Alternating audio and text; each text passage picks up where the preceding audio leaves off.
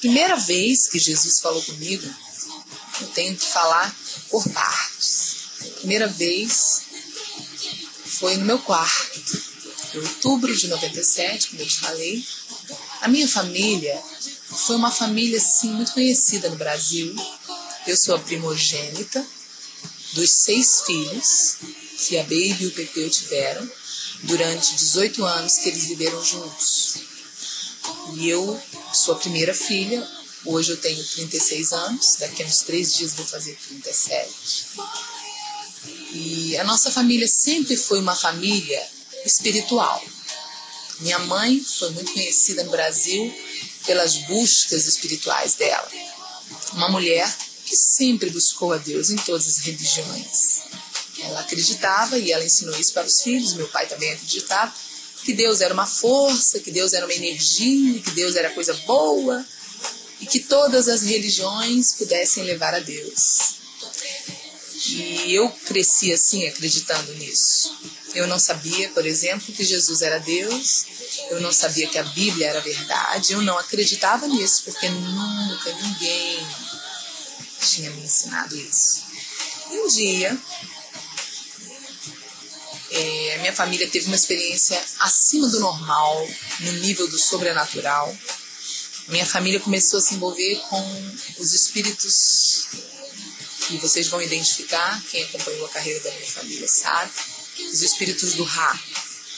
São demônios, são espíritos das trevas, que se dizem espíritos de luz, só que a minha família não conhecia a palavra.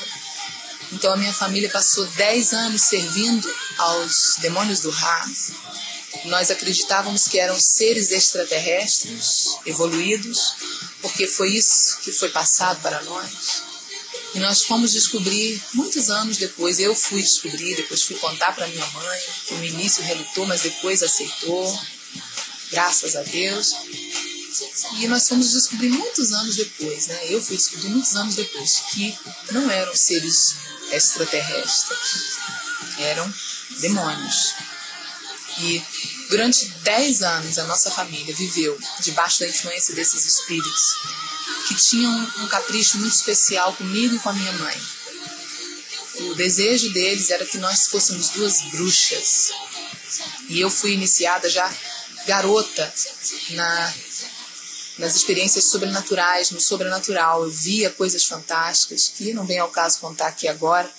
Minha mãe já deve ter contado por aí em muitas entrevistas, e as pessoas acham que ela é louca por causa disso. Mas realmente nós vimos e vivemos coisas muito sobrenaturais, que não vinham de Deus. Uma das coisas que nós não sabíamos era que o diabo existia, que o diabo existe. Nós achávamos que qualquer coisa sobrenatural provinha de Deus. E por isso nós ficamos 10 anos no engano. E a minha amiga Andréia me conheceu nessa época, nós éramos amigas de ir para boate, dançar. E um dia a Andréia sumiu e eu fiquei com muita raiva, porque ela sumiu sem dar tchau, sem dizer nada, e nós descobrimos, através do primo dela, do Domênico, que ela tinha se convertido na época, numa igreja aí que era super mal falada, uma igreja polêmica, que falava muito de dinheiro. Aliás, hoje quase só fala de dinheiro e prosperidade. E ela, quando se converteu, ela sumiu, ela não teve sabedoria também, ela mesma assume hoje que não teve, mas era muito mais forte do que ela, o que ela estava vivendo. E eu, depois, quando me converti, também entendi, porque eu também não tive muita sabedoria. E aí, a Andréia sumiu, minha família passou por muitas lutas, meu pai e minha mãe se separaram, eu tinha 14 anos nessa época.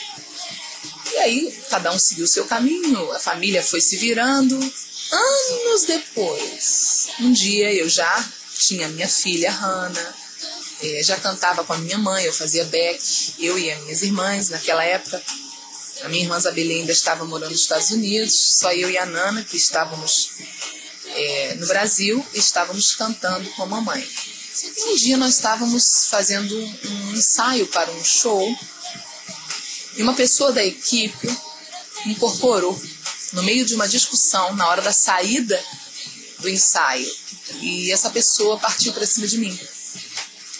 Me agrediu no rosto. um pouco atordoada.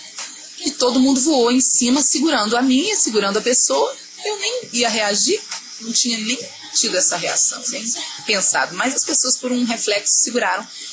E a pessoa saiu andando, se distanciando, e eu me abaixei assim, né, para me proteger. Quando eu fui me levantando, que eu abri os meus olhos, eu vi a pessoa ainda a uns 5 metros de distância, mas gritando, me afrontando com o dedo assim.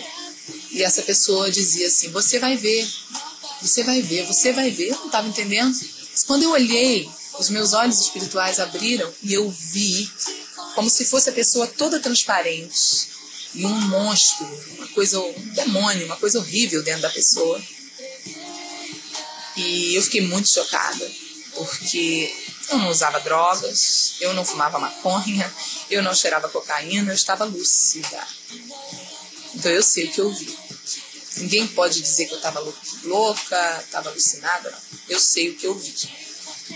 E eu fui me recostei assim num muro tremendo, estava muito assustada.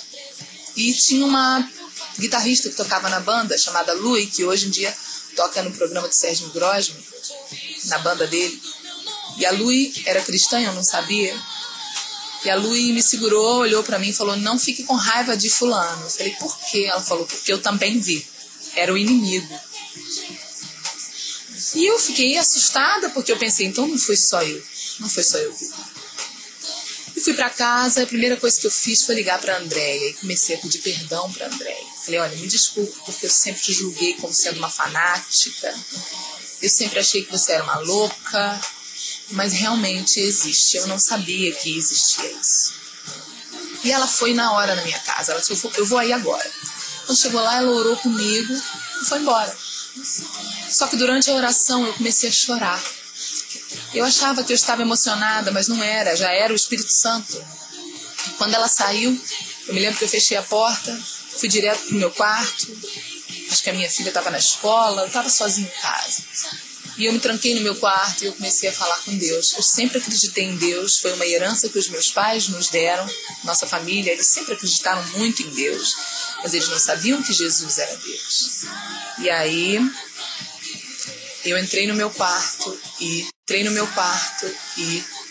falei com Deus. Olha, Deus, estava muito nervosa, sabe? Eu falei: Deus, eu sei que você existe, eu sei que você está me ouvindo, eu quero saber a verdade.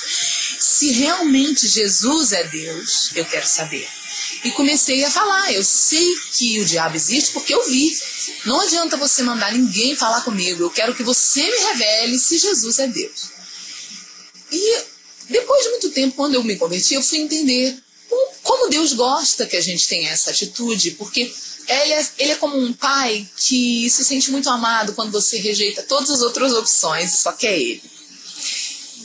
E eu passei mais ou menos 2 semanas, todos os dias, quando eu chegava do meu trabalho, quando eu estava em casa, todo mundo ia descansar, eu entrava no meu quarto, fechava a porta e começava a falar com Deus. Eu não era convertida, não sabia nada sobre a Bíblia, nunca tinha lido a Bíblia. Mas lá em Mateus capítulo 6, versículo 6 diz que quando você orar, você deve fechar a porta do seu quarto e orar ao seu Pai Celestial, que vê tudo que está ali em secreto entre você e ele vai te recompensar. E eu nunca tinha lido isso, e isso valeu para mim.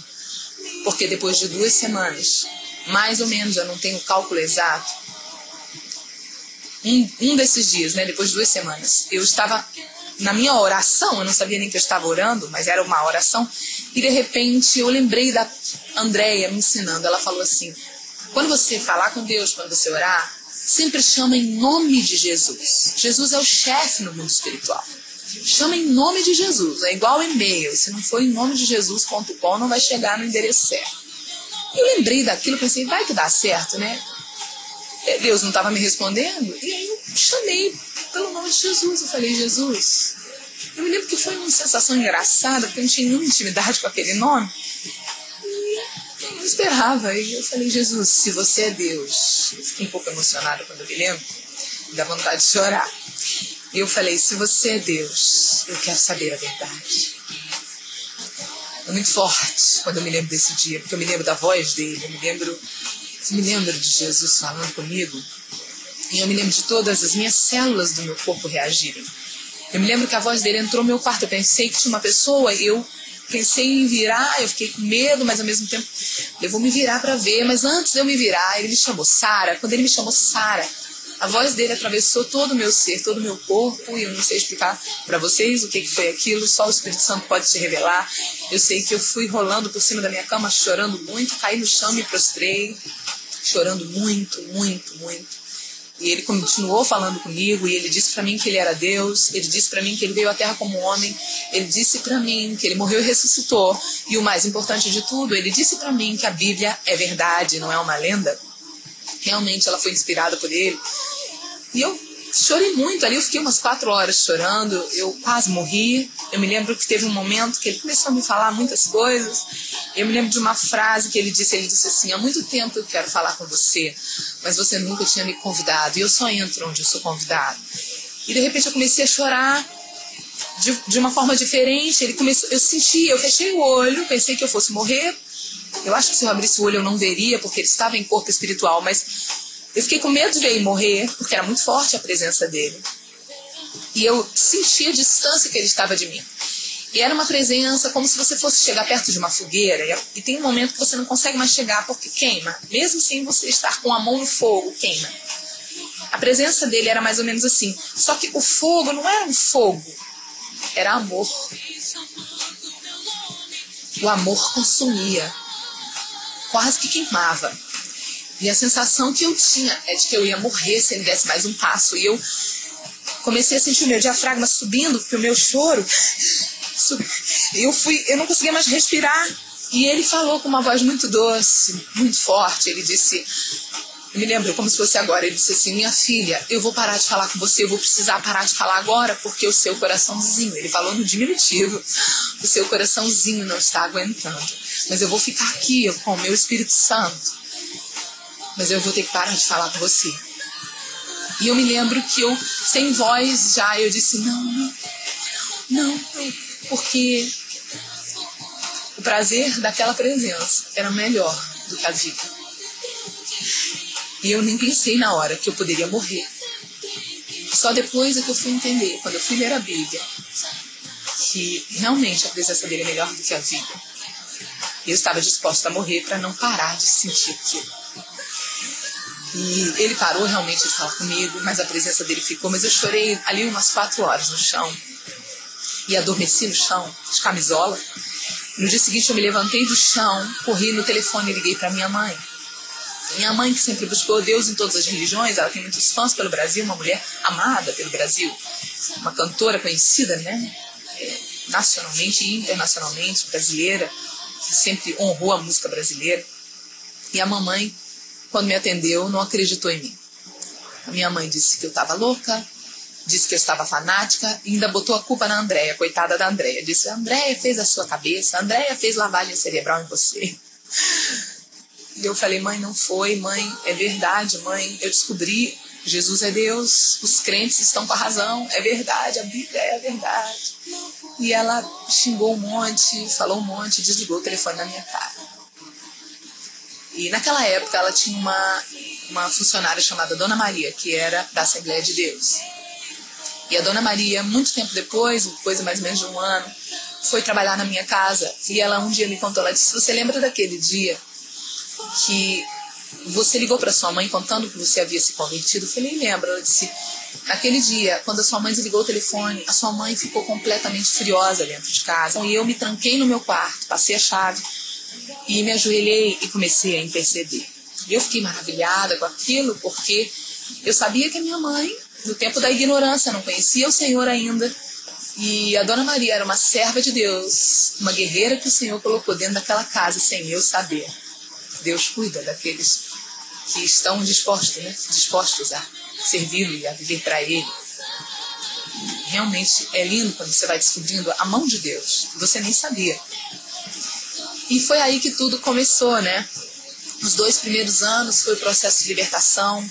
2 anos depois que eu tive essa experiência, em 97, 2 anos depois, dia 4 de janeiro de 2000, eu fui batizada com o Espírito Santo num culto onde a Mara Maravilha estava dirigindo na Assembleia de Deus do Bom Retiro, aqui em São Paulo, onde eu moro atualmente.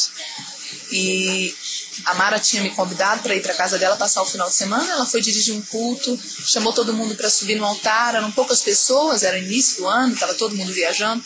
E eu, quando me prostrei ali, ela estava falando ao microfone, ela disse assim: peça para Jesus o que você quer esse ano. Todo mundo prostrado, e eu pedi: Senhor, eu quero ser batizado com o Espírito Santo. E o Espírito Santo veio e me batizou, foi muito forte. Daquele dia em diante, nunca mais eu fui a mesma, nunca mais.